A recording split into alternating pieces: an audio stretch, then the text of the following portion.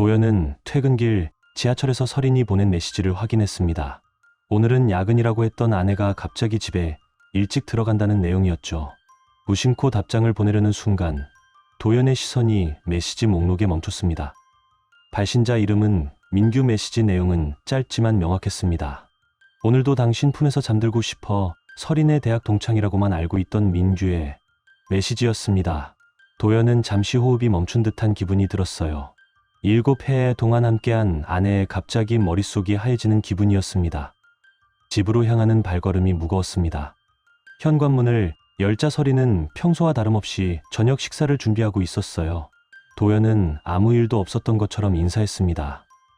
서린의 얼굴에서는 어떤 흔적도 읽을 수 없었죠. 평소와 다름없는 일상적인 대화, 음식 맛은 어땠는지, 회사 일은 어땠는지. 하지만 도연의 머릿속에서는 수백 가지 생각이 스쳐 지나갔어요. 식사를 마치고 서린이 설거지를 하는 동안 도연은 소파에 앉아 노트북을 켰습니다. 겉으로는 업무를 보는 척했지만 실제로는 민규에 대한 정보를 찾고 있었죠. 소셜미디어에서 쉽게 찾을 수 있었습니다. 38살 서린과 같은 대학 출신, 현재는 중견 투자회사 팀장, 결혼은 하지 않았더군요. 도연은 민규의 프로필 사진을 오래 들여다봤습니다. 잘생긴 얼굴, 자신감 넘치는 미소, 그리고 명품 시계를 찬 손목. 도연은 자신과 민규를 비교하며 씁쓸한 미소를 지었어요. 그날 밤 도연은 잠을 이루지 못했습니다. 옆에서 평온하게 잠든 서린을 바라보며 수없이 많은 생각이 머릿속을 스쳐 지나갔어요. 언제부터였을까? 어쩌면 자신이 너무 일에 몰두한 탓일까? 아니면 서린과의 관계가 식어버린 걸까? 도연은 침대에서 일어나 거실로 나왔습니다. 창밖으로 보이는 서울의 야경을 바라보며 생각했죠. 직접 추궁하는 것은 쉬운 일이겠지만 그것이 최선일까?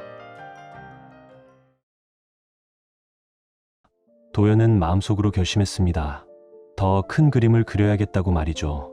인생은 때로 체스와 같다는 생각이 들었습니다. 당장의 감정에 휘둘려 말을 움직이는 것보다 몇 수 앞을 내다보는 전략이 필요할 때가 있습니다. 도연은 아내의 불륜을 알게 된 순간부터 마음속으로 체스판을 펼쳤어요. 이제 그는 상대방의 모든 수를 지켜보며 완벽한 한 수를 준비할 것입니다. 다음 날 아침, 도연은 평소와 다름없이 출근 준비를 했습니다. 서린에게 작별 인사를 건네며 미소 지었죠. 그 미소 뒤에는 이미 다음 행동에 대한 계획이 서 있었어요. 도연은 민간 조사 업체를 찾기 위해 인터넷을 뒤졌습니다. 신중하게 선택한 업체는 평판이 좋고 비밀 보장에 철저했죠. 첫 만남에서 조사관은 도연의 상황을 담담하게 들었습니다. 아내의 외도, 의심 증거 수집의 필요성, 모든 것이 낯설었지만 도연은 차분하게 상황을 설명했어요. 조사관은 일주일 안에 첫 보고서를 전달하겠다고 약속했습니다. 회사에서는 평소와 다름없이 업무에 집중했습니다. 오히려 더 열심히 일했죠. 팀장은 도연의 성과를 높이 평가하며 다가오는 승진 심사에서 좋은 결과가 있을 것이라 암시했어요. 동료들은 도연의 달라진 집중력에 놀라워했습니다. 그의 내면에서는 폭풍이 몰아치고 있었지만 겉으로는 고요한 호수처럼 평온했습니다. 일주일 후 조사관으로부터 첫 보고서가 도착했습니다. 서린은 매주 화요일과 목요일 오후 디자인 강의를 핑계로 외출한다는 사실이 확인됐어요. 하지만 실제로는 강남의 한 호텔로 향했습니다. 민규와 함께였죠. 사진 속 두 사람은 손을 맞잡고 호텔로 들어가는 모습이었습니다. 도연은 사진을 보며 가슴이 무너져 내리는 듯한 고통을 느꼈어요. 그럼에도 냉정함을 유지했습니다. 도연은 더 많은 증거가 필요하다고 판단했습니다. 조사를 계속해달라고 요청했죠. 그리고 직접 아내의 행적을 확인하기로 했어요. 다음 화요일 도연은 반차를 내고 멀리서 서린을 따라갔습니다. 서린이 호텔로 들어가는 모습을 직접 목격했죠. 2시간 후 민규와 함께 나오는 모습도 똑똑히 보았습니다. 도연은 차 안에서 그 모습을 지켜보며 분노와 배신감으로 핸들을 꽉 움켜쥐었어요. 더 충격적인 사실은 그 다음이었습니다. 서린과 민규는 작년 도연과 서린이 결혼기념일에 갔던 제주도 펜션에도 다녀온 흔적이 있었어요. 두 사람의 여행사진이 민규의 개인 클라우드 계정에서 발견됐습니다. 심지어 도연이 서린에게 선물했던 목걸이를 하고 찍은 사진도 있었죠. 도연은 그 사진들을 보며 모든 감정이 무뎌지는 느낌이었습니다. 그날 밤 집에 돌아온 설이는 평소와 다름없이 도연을 반겼습니다. 저녁 식사 테이블에서 설이는 디자인 강의가 어땠는지 열심히 이야기했어요. 도연은 그 거짓말을 들으며 담담하게 고개를 끄덕였습니다. 이제 도연의 마음속에는 분노보다 냉정한 계산이 자리 잡고 있었어요. 도연은 더 이상 감정에 휘둘리지 않기로 결심했습니다. 복수는 뜨거운 분노가 아닌 차가운 계획으로 이루어져야 한다고 생각했죠. 도연은 조용히 모든 증거를 수집하고 법적인 준비를 시작했습니다. 변호사를 만나 이혼 절차에 대해 상담했어요. 재산분할 위자료 청구 모든 것을 꼼꼼히 준비했습니다. 한편으로는 민규에 대한 조사도 계속됐습니다. 민규의 회사 직위 재정 상태, 약점까지 도연은 모든 정보를 수집했어요. 체스판 위의 모든 말들이 이제 도연의 시야에 들어왔습니다. 다음 수를 둘 차례였죠. 세상은 때로 가면무도회와 같습니다. 우리는 모두 가면을 쓰고 살아가지요. 하지만 언젠가는 그 가면이 벗겨질 순간이 옵니다. 도연은 인내심을 갖고 그 순간을 기다리고 있었습니다. 어느 날 도연은 회사 인근 카페에서 점심을 먹고 있었습니다. 그때 우연히 민규와 마주치게 되었어요. 민규는 도연을 알아보고 먼저 다가왔습니다. 반갑게 인사하며 설이의 남편이라고 알고 있다고 했죠. 도연은 평정심을 유지하며 미소로 응대했습니다. 민규는 마치 오랜 친구를 만난 듯 자연스럽게 대화를 이어갔어요. 민규는 설인과 대학 시절부터 알고 지냈다는 이야기를 했습니다. 최근에 디자인 프로젝트로 다시 연락하게 되었다고 거짓말을 했죠. 도연은 그의 거짓말을 들으며 속으로 비웃었습니다. 민규의 말 한마디 한마디가 얼마나 위선적인지 느끼며 점점 더 단단한 마음이 되었어요. 대화 중에 민규는 자신의 회사 이야기를 자랑스럽게 늘어놓았습니다. 최근 대형 프로젝트를 따내 승승장구 중이라고 했죠. 도연은 관심 있는 척 질문을 던지며 정보를 끌어냈습니다. 이 모든 정보가 나중에 도연의 복수에 중요한 역할을 할 것이라는 걸 민규는 전혀 눈치채지 못했어요. 카페를 나서며 민규는 도연에게 명함을 건넸습니다. 언제든 연락하라는 말과 함께였죠. 도연은 감사하다며 자신의 명함도 건넸습니다. 두 사람은 다음에 식사라도 함께하자는 약속을 하고 헤어졌어요. 민규가 떠난 후 도연은 그의 명함을 오래 바라보았습니다. 그리고 천천히 지갑에 넣었죠. 집에 돌아온 도연은 설인에게 민규를 만났다는 사실을 아무렇지 않게 이야기했습니다. 설인의 표정이 순간 굳어지는 것을 놓치지 않았죠. 설인은 당황한 기색을 감추며 어떻게 알게 되었냐고 물었습니다. 도연은 우연히 카페에서 마주쳤다고 대답했어요. 설인은 무슨 이야기를 했냐고 캐물었습니다. 도연은 특별한 이야기는 없었다며 가볍게 넘겼죠. 그날 밤 설인은 평소보다 더 다정했습니다. 죄책감 때문이었을까요? 도연은 아내의 갑작스러운 애정 표현에 담담하게 반응했습니다. 이제 그의 마음은 얼음처럼 차갑게 식어버렸어요. 도연은 침대에 누워 천장을 바라보며 다음 단계를 계획했습니다. 민규와의 만남은 계획에 없던 일이었지만 오히려 더 좋은 기회가 되었죠. 다음 날 도연은 민규의 회사에 대한 조사를 더 자세히 진행했습니다. 민규가 언급했던 대형 프로젝트에 대한 정보를 찾아냈죠. 도연은 금융권 지인을 통해 민규의 회사가 최근 몇몇 투자권에서 불법적인 방법을 사용했다는 소문을 들었습니다. 이 정보는 나중에 유용하게 쓰일 것이었어요. 한편 조사관은 설인과 민규의 관계가 단순한 육체적 관계를 넘어선다는 증거를 가져왔습니다. 두 사람은 함께 부동산을 알아보고 있다는 사실이 밝혀졌죠. 심지어 설인은 도연과의 이혼을 준비하고 있었습니다. 변호사를 만난 기록도 발견되었어요. 도연은 이 사실을 알게 되었을 때 처음으로 가슴이 찢어지는 듯한 고통을 느꼈습니다. 7해 동안의 결혼 생활이 이렇게 끝난다는 것이 믿기지 않았죠. 도연은 조사관에게 설인의 노트북을 몰래 해킹해달라고 요청했습니다. 윤리적으로 문제가 있을 수 있지만 도연은 이미 그런 경계를 넘어선 상태였어요. 며칠 후 조사관은 설인의 이메일과 메시지 내용을 가져왔습니다. 그 안에는 충격적인 내용이 있었죠.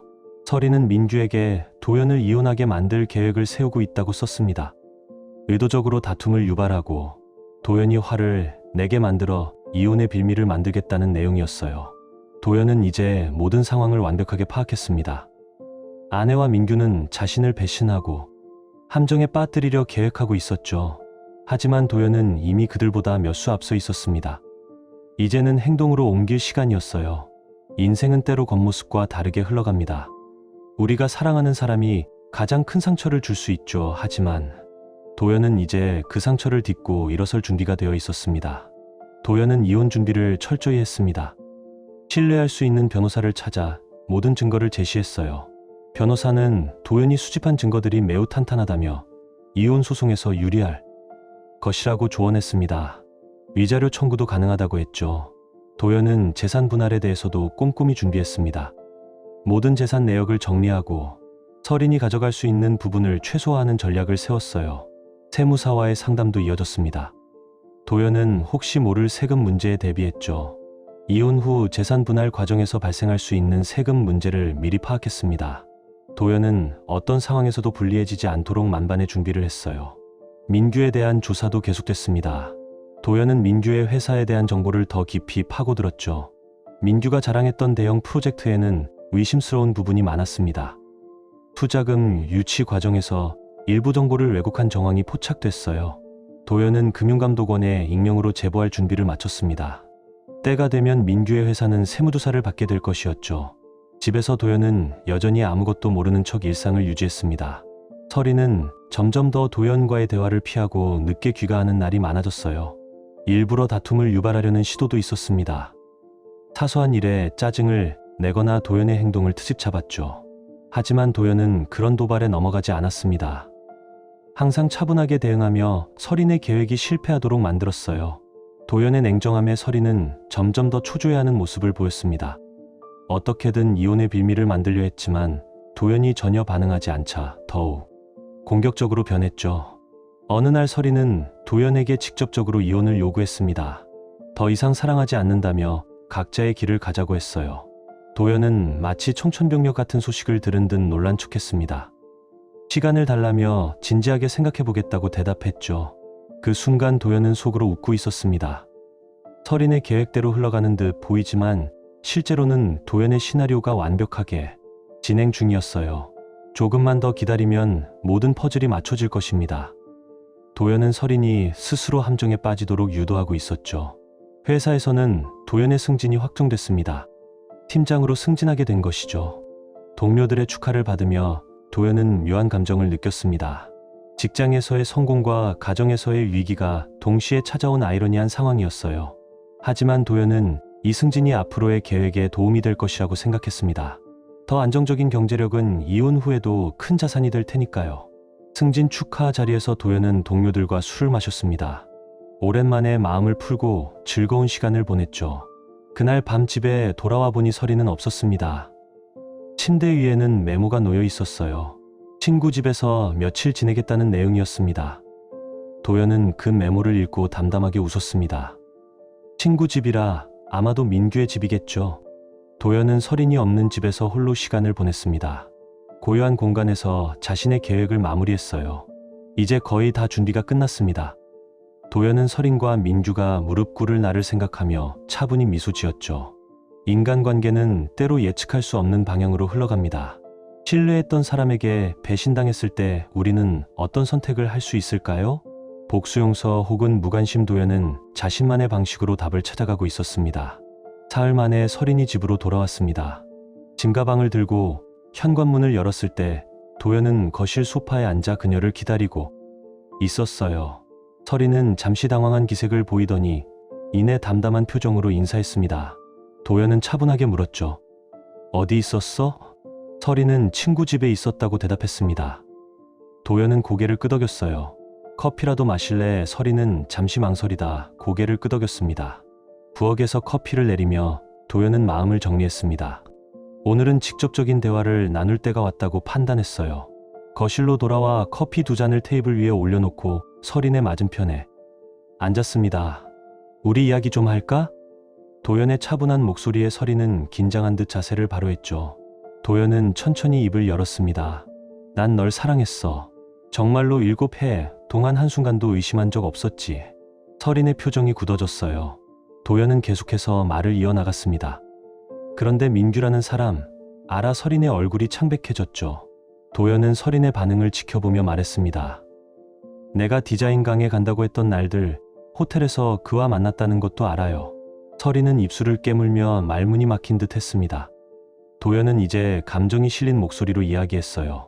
우리가 결혼기념일에 갔던 제주도, 펜션에도 그와 함께 갔더군. 내가 선물한 목걸이를 하고 찍은 사진도 봤어. 설인의 눈에 눈물이 고였습니다. 어떻게 그런 짓을 할 수 있었는지 내 마음이 정말 궁금해. 도연의 목소리는 떨리고 있었죠. 설인은 갑자기 자세를 바꾸며 공격적으로 나왔습니다. 그래, 맞아. 민규와 관계가 있어. 당신과는 이미 오래전에 끝났어요. 당신은 항상 일만 했잖아. 내가 얼마나 외로웠는지 알아. 도연은 그 말을 듣고 쓴 웃음을 지었습니다. 정말 그것뿐이야. 내가 바빠서 나를 배신한 거야. 설인은 더 이상 할 말이 없다는 듯 고개를 돌렸어요. 도연은 주머니에서 설인의 노트북에서 찾아낸 이메일 출력물을 꺼내 테이블 위에 올려놓았습니다. 이건 또 뭐라고 설명할 거야. 의도적으로 다툼을 유발해서 이혼의 빌미를 만들겠다는 이 계획은. 설인의 얼굴이 하얗게 변했죠. 도연이 모든 것을 알고 있다는 사실에 충격받은 듯 했습니다. 난 이제 너와 이혼하겠어. 도연의 목소리는 단호했습니다. 증거는 이미 다 수집했고 변호사도 만났어. 내가 가져갈 수 있는 재산은 법적으로 최소한이 될 거야. 설인은 자신이 민규와 계획했던 것과는 전혀 다른 상황에 놓이게 된 것을 깨달았어요. 그녀의 눈에서 눈물이 흘러내렸습니다. 도연, 제발 우리 다시 생각해 볼 수 없을까? 내가 잘못했어. 도연은 고개를 저었습니다. 이미 늦었어. 내일 변호사가 이혼 서류를 보낼 거야. 설인은 절망적인 표정으로 도연을 바라봤죠. 그리고 갑자기 화를 냈습니다. 당신이 이렇게 나올 줄 몰랐어.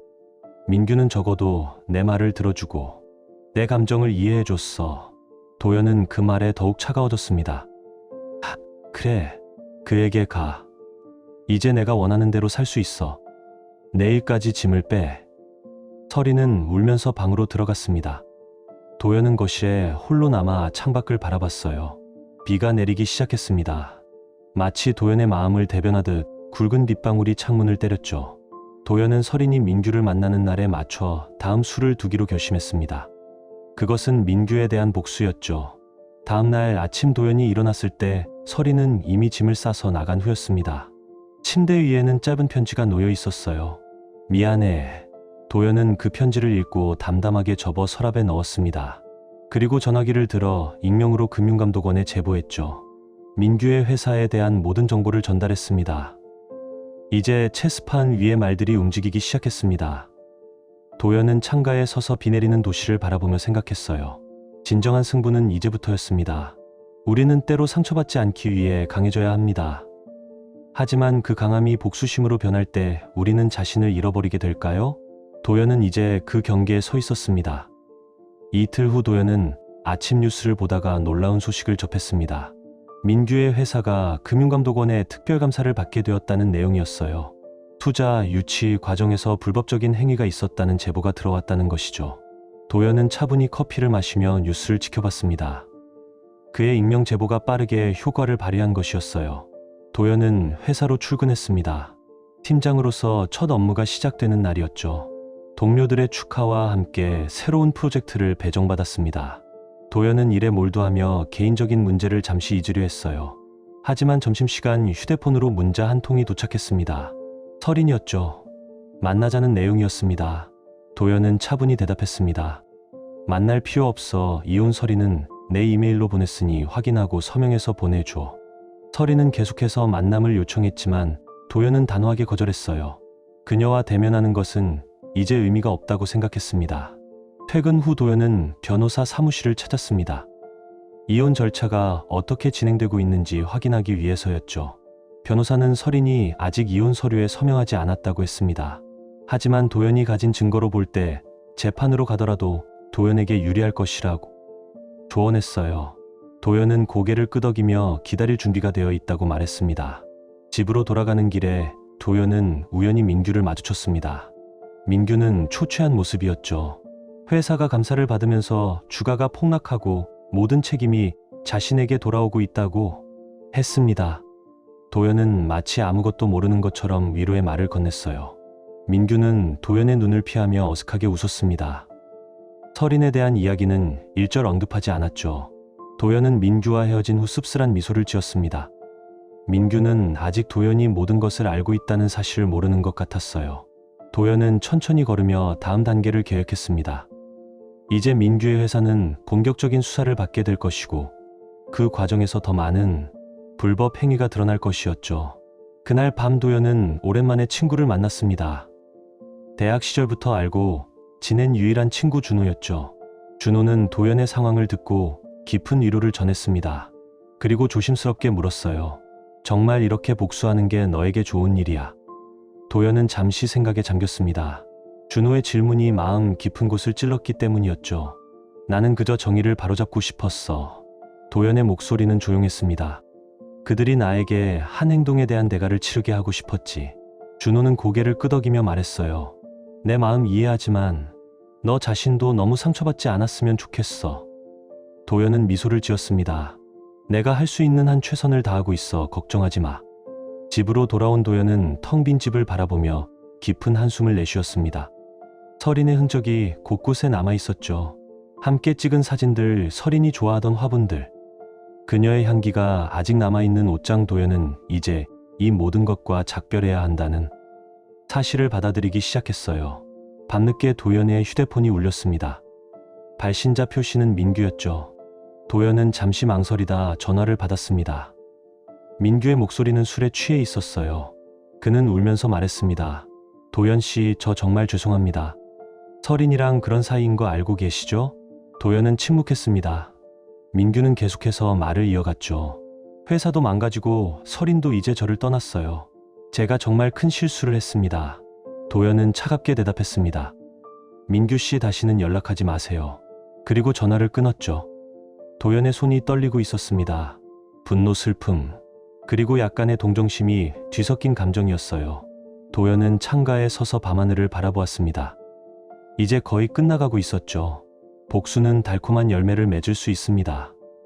하지만 그 열매를 따는 과정에서 우리는 어떤 사람이 되어가고 있을까요? 도연은 자신의 모습이 변해가는 것을 느꼈습니다. 이전에 순수했던 자신은 이제 없었죠.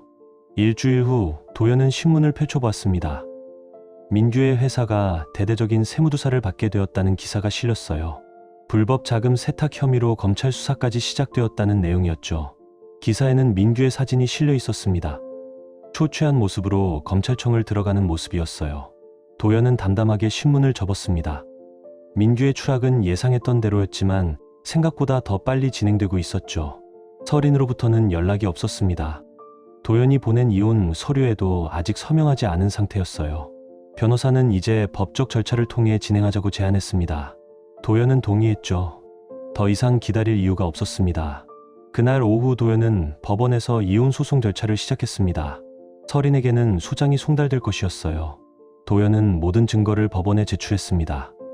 설인과 민규의 불륜관계를 증명하는 사진들, 녹취록, 이메일 내용까지 도연은 철저하게 준비했죠. 법원에서 나오는 길에 도연은 문자 한 통을 받았습니다. 설인이었죠. 내일 만나자는 내용이었습니다. 도연은 잠시 고민하다가 만남에 응하기로 했어요. 마지막으로 할 말이 있다면 들어주는 것이 좋겠다고 생각했습니다. 다음 날 도연은 약속 장소인 한적한 카페에 도착했습니다. 설인은 이미 와서 기다리고 있었죠. 창가에 앉아 커피를 마시고 있었습니다. 도연이 들어오자 설인은 고개를 들었어요. 그녀의 눈은 붉어져 있었습니다. 많이 울었던 흔적이었죠. 도연은 설인의 맞은편에 앉았습니다. 무슨 얘기를 하고 싶어? 설인은 떨리는 목소리로 말을 꺼냈어요. 도연, 미안해. 정말 미안해. 내가 너무 이기적이었어. 도연은 무표정하게 설인을 바라보았습니다. 진심이야. 민규와의 일은 실수였어. 처음엔 단순한 호기심이었는데 점점 깊어졌어. 내가 일에 너무 몰두해서 나는 외로웠어. 도연은 고개를 저었습니다. 이제 와서 그런 변명이 무슨 소용이 있지. 너와 민규는 나를 이혼시키려고 계획까지 세웠잖아. 설인의 눈에서 눈물이 흘러내렸어요. 그건 잠시 혼란스러웠을 때 한 생각이야. 지금은 그런 마음 전혀 없어. 민규도 이제 만나지 않아. 그의 회사가 무너지는 걸 보고 그가 어떤 사람인지 깨달았어. 도연은 쓴 웃음을 지었습니다. 그래서 이제 나에게 돌아오고 싶다는 거야. 회사가 망해가는 민규보다 팀장으로 승진한 내가 더 나아 보이는 거지. 설인은 흐느끼며 고개를 저었습니다. 아니야. 정말 너를 사랑해. 우리 다시 시작할 수 없을까? 도연은 차가운 눈으로 서린을 바라보았습니다. 이제 와서 그런 말이 무슨 의미가 있지? 우리는 끝났어. 서린 내일 법원에서 보자. 도연은 자리에서 일어났습니다. 서린은 도연의 팔을 붙잡았어요. 도연 제발 한 번만 더 기회를 줘. 내가 정말 잘못했어. 도연은 서린의 손을 조용히 떼어냈습니다. 그리고 카페를 나섰죠. 밖으로 나온 도연은 깊은 숨을 내쉬었습니다. 서린을 만난 것은 옳은 선택이었어요. 이제 도연의 마음은 더욱 단단해졌습니다. 그동안 마음 한구석에 남아있던 미련이 완전히 사라진 느낌이었죠. 다음날 도연은 법정에 섰습니다. 서린도 출석했죠. 그녀는 고개를 숙인 채 자리에 앉아 있었습니다. 도연이 제출한 증거들이 하나둘 공개되었어요. 판사는 차분하게 증거를 검토했습니다. 서린의 변호사는 별다른 반박을 하지 못했죠. 모든 증거가 명백했기 때문입니다. 재판은 생각보다 빨리 끝났습니다. 판사는 도연의 손을 들어주었어요. 위자료 청구도 인정되었습니다. 서린은 울음을 참으며 법정을 나섰죠. 도연은 평온한 표정으로 판결문을 받아들었습니다. 마침내 모든 것이 끝났어요. 법원을 나서는 길에 도연은 뉴스를 접했습니다. 민규가 구속되었다는 소식이었죠. 회사 자금을 개인적으로 유용한 혐의였습니다. 도연은 담장하게 뉴스를 지켜봤어요. 이제 민규의 인생도 완전히 달라질 것입니다. 도연은 천천히 걸으며 생각했습니다. 그토록 원했던 복수를 이루었지만 마음은 공허했어요. 이긴 것 같지만 모두가 패배한 게임 같았습니다. 도연은 이제 무엇을 위해 살아야 할지 고민하기 시작했죠. 때로는 이기는 것보다 더 중요한 것이 있습니다. 우리 자신을 지키는 것. 도연은 이제 새로운 시작을 준비해야 했습니다. 한 달 후 도연은 새 아파트로 이사했습니다. 회사에서 가깝고 전망이 좋은 곳이었어요. 모든 가구와 인테리어를 새롭게 꾸몄습니다. 과거의 흔적을 모두 지우고 싶었죠. 새로운 공간에서 도연은 조금씩 안정을 찾아가고 있었습니다. 매일 아침 일어나 창밖으로 보이는 도시를 바라보며 깊은 숨을 들이마셨어요. 이제 모든 것이 끝났다고 생각했습니다. 회사에서는 팀장으로서 성공적인 행보를 이어가고 있었습니다. 새 프로젝트를 성공적으로 이끌며 경영진의 신뢰를 얻었죠. 동료들과의 관계도 더욱 돈독해졌습니다. 이전보다 더 많은 시간을 사람들과 소통하며 보냈어요. 도연은 자신이 얼마나 외로웠는지 깨달았습니다. 주말이면 도연은 취미생활을 시작했습니다. 등산 사진, 촬영, 요리 등 다양한 활동을 통해 자신을 돌아보는 시간을 가졌죠. 혼자만의 시간이 때로는 외롭기도 했지만 도연은 그 시간을 소중히 여겼습니다. 자신을 치유하는 과정이었으니까요. 어느 날 도연은 뉴스에서 민규의 재판 소식을 접했습니다. 징역 3년의 집행유예 5년을 선고받았다는 내용이었죠. 회사는 이미 파산 절차를 밟고 있었습니다. 도연은 뉴스를 보며 특별한 감정을 느끼지 못했어요. 더 이상 분노도 복수심도 없었습니다. 그저 한 사람의 인생이 무너지는 것을 바라보는 담담함만이 남아있었죠. 서린에 대한 소식은 친구를 통해 들었습니다. 그녀는 지방으로 내려가 조용히 살고 있다고 했어요. 디자인 일은 계속하고 있지만 사회적으로는 많이 위축되었다고 했습니다. 도연은 서린에 대한 생각이 떠오를 때마다 복잡한 감정이 밀려왔죠. 미우면 민, 그리고 희미한 그리움까지 하지만 도연은 더 이상 과거에 얽매이지 않기로 했습니다. 준호와의 저녁 식사 자리에서 도연은 자신의 심정을 털어놓았습니다. 나는 그들이 무릎 꿇는 걸 보고 싶었어. 그리고 실제로 그렇게 됐지. 하지만 그게 내 상처를 완전히 치유해 주진 않더라. 준호는 고개를 끄덕이며 말했어요. 복수는 결국 자기 자신을 위한 것이 아니라 상대방을 향한 것이니까 내 마음에 상처는 내가 직접 치유해야 해. 도연은 준호의 말에 깊이 공감했습니다. 이제 진정한 치유의 시간이 필요하다고 느꼈죠. 도연은 상담사를 찾아갔습니다. 자신의 감정과 상처를 솔직하게 털어놓았어요. 상담사는 도연이 자신의 감정을 인정하고 받아들이는 것이 중요하다고 조언했습니다. 완전한 용서는 시간이 필요한 일이지만 자신을 용서하는 것부터 시작하라고 했죠. 시간이 흐르면서 도연은 점점 더 평온해졌습니다. 가끔 서린과의 추억이 떠오르기도 했지만 더 이상 가슴이 아프지는 않았어요. 그것은 그저 자신의 인생에서 한 장이었을 뿐이라고 받아들이게 되었습니다. 도연은 이제 미래를 바라보기 시작했죠. 1년이 지난 어느 봄날 도연은 회사 근처 카페에 앉아 커피를 마시고 있었습니다. 창밖으로 벚꽃이 흩날리는 모습이 아름다웠어요. 도연은 노트북을 펼쳐 새로운 프로젝트 계획을 정리하고 있었습니다. 그때 누군가 도연을 부르는 소리가 들렸죠. 고개를 들어보니 대학 시절 후배였던 지은이 서 있었습니다. 도연 씨 정말 오랜만이에요. 지은이 반갑게 인사했습니다. 도연도 미소 지으며 자리에 앉으라고 권했죠. 두 사람은 오랜만에 만난 반가움에 이런저런 이야기를 나누었습니다. 지은은 여전히 밝고 활기찬 모습이었어요. 도연은 그녀와 대화하며 오랜만에 편안함을 느꼈습니다. 카페를 나서며 도연과 지은은 연락처를 교환했습니다. 다음에 또 만나자는 약속을 하고 헤어졌죠. 도연은 집으로 돌아가는 길에 문득 웃음이 나왔습니다. 인생은 계속된다는 평범한 진리를 새삼 깨달은 것 같았어요. 그날 밤 도연은 베란다에 서서 별이 빛나는 하늘을 바라보았습니다. 지난 시간을 돌아보니 자신이 많이 성장했다는 것을 느꼈죠. 상처는 여전히 있었지만 이제는 그 상처와 함께 살아가는 법을 배웠습니다. 도연은 깊은 숨을 들이마셨어요. 그리고 마음속으로 생각했습니다. 나는 기다렸습니다. 모든 조각이 완성될 때까지. 그리고 그들이 무릎 꿇는 순간 내가 원했던 것을 얻었다고 생각했죠. 하지만 진정한 승리는 내가 다시 일어서는 것이었습니다. 이제 나는 과거에서 벗어나 새로운 미래를 향해 나아갈 준비가 되었습니다. 인생은 우리에게 예상치 못한 시련을 줍니다. 하지만 그 시련을 어떻게 극복하느냐가 우리의 진정한 모습을 만들어가는 것 같습니다. 도연은 이제 자신의 이야기를 새롭게 써나갈 준비가 되어 있었습니다. 더 이상 복수가 아닌 자신의 행복을 위해서 말이죠. 감사합니다. 잠시 쉬고